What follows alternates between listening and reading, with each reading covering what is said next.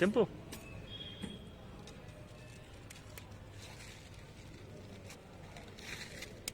చిన్న సైజు తీసుకున్నా. ఆడున్నాయి కదా పెద్ద తీసుకొని.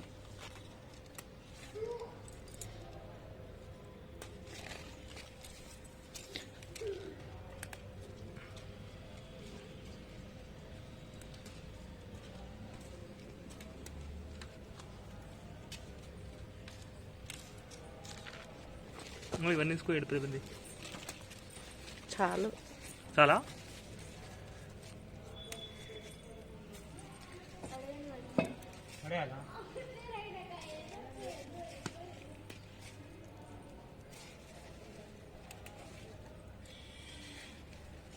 ఆకులన్నీ అడిగి పెట్టుకున్నా. ఇవి బచ్చలాకులు, ఎందుకంటే దుమ్ము చెత్త ఉంటుందని. ఇప్పుడు శనగపిండి నేను ఒక కప్పు తీసుకున్నాను. దాంట్లో సరిపడా ఓమ వేసుకుంటున్నాను. మీ టేస్ట్ తగ్గట్టు మీరు వేసుకోవచ్చు. ఉప్పు,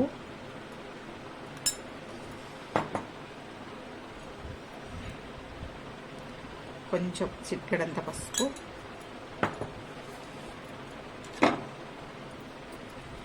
కారము. కొంచెం కారం ఎక్కువనే పడుతుంది ఇవి, ఎందుకంటే కారం ఘాటు ఉండదు కాబట్టి. కొంచెమే సోడా, చిటికెడంతా, ఎక్కువ వేసుకోవద్దు దీంట్లో.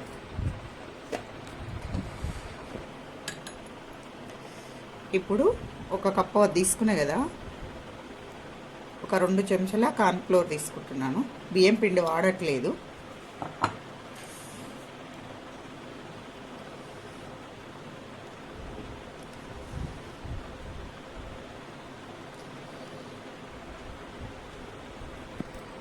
వాటర్ పోసి మనకి ఎట్లా కావాలంటే అట్లా కలుపుకోవాలి.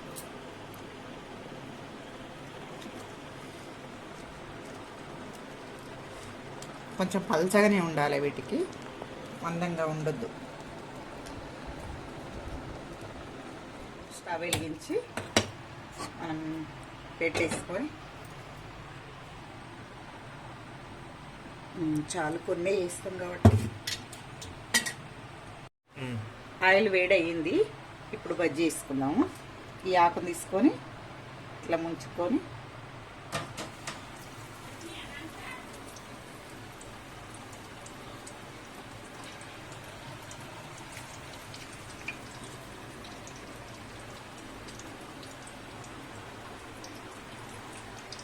ఆకు పెద్ద సైజ్ అయింది. ఇలా వండినాయి. ఉల్టా మళ్ళీ వేసుకోవాలి. రెండో వైపు కూడా కాల్చుకోవాలి.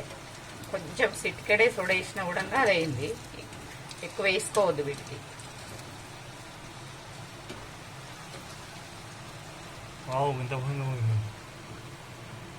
కాలినాయి. ఇప్పుడు ఈ కలర్ వచ్చినాయి కదా, ఇక తీసుకుందాం.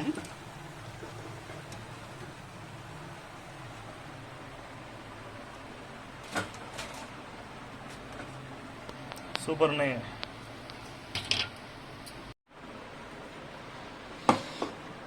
బచ్చలాకు బజ్జీలు రెడీ. కొంచెం చాట్ మసాలా చల్లుకుంటే చాట్ మసాలా